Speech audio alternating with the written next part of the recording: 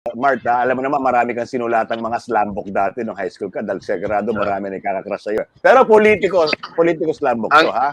Ang sagot dyan, iba na. Kahit ano na ito, okay, ha? Sige. This is a slam book type na of Okay, Q&A. You go, Ina. Okay, ang una, sino ang best friend mo na politiko? Ayan. Dami, Ina ka. Baka may magtampo daw eh. Oo nga, Bongo. Yan! Sige. O, hindi lang si Sec Martin. Alam mo, friendly siguro si Senator Bongo. Oo, kasi ang daming, ano siya, Senator Bongo. Okay, go.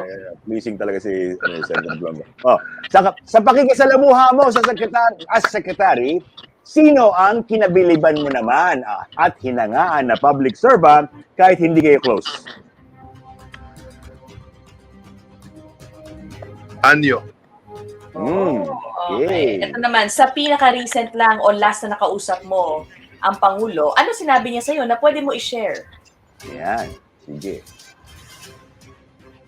Pag tumakbo ka, siguraduhin mong panalo ka.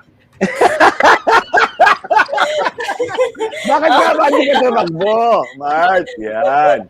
Oh my God. Ito last na. Ano ba ito? Nasa labang ko. Nakapaghuling sona na ang Pangulo. Yan, di ba? Yung last sona niya, no? Ikaw din ang may hawak nun eh. Pero kung ikaw naman ang hihingan ng sona bilang secretary, no?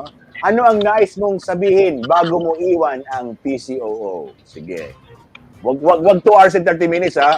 Ano tayo? Kung ano man summarize mo ang sona mo bilang PCOO secretary. Ipagpatuloy nyo yung mga institutional reforms na ginawa natin sa PCOO.